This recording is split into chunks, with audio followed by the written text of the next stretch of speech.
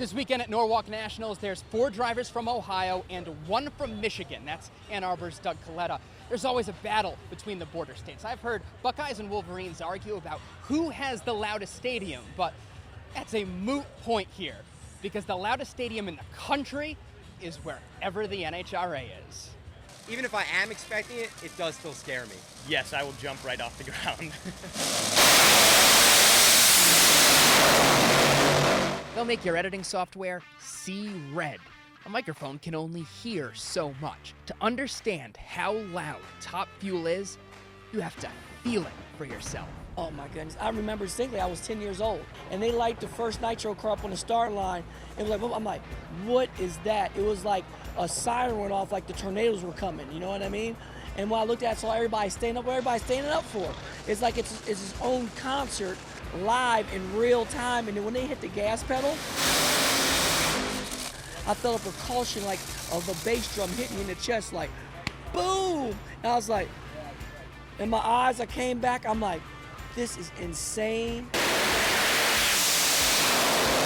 Oh, but it's louder than a tornado siren. Those emit 127 decibels at 100 feet. What about the loudest concert you've been to? Probably a Kid Rock concert, and I would say it's probably 4 or 5 times louder than that. When AC/DC shakes you all night long, they do it at about 120 decibels. 2 11,000 horsepower dragsters actually shake the earth with 1 G of ground acceleration, registering above 2 on the Richter scale. Nitro from inside the car is powerful, it's explosive, it's violent. A nitro from outside the car is the same way. These cars are just, they're nuts. You know, they say you almost have to screw loose to drive one of these things. I'm starting to feel like I'm that way. What's also crazy is that we don't actually know how loud it is. The NHRA has never officially measured it, so it's anyone's guess. But this is a fact.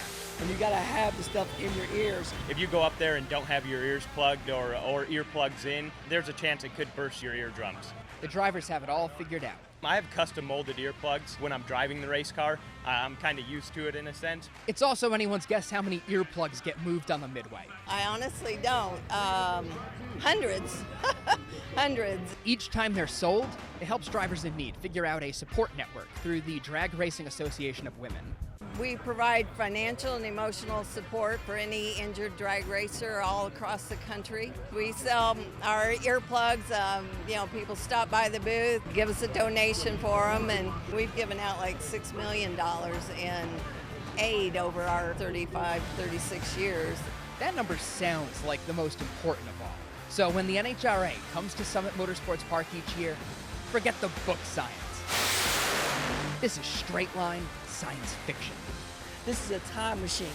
You blink your eye, you're from one area to the other area. This is the closest thing to being on Star Trek with Scotty beaming you up. In Norwalk, 𝗬𝗏𝗏 𝗏𝗏, BCSN.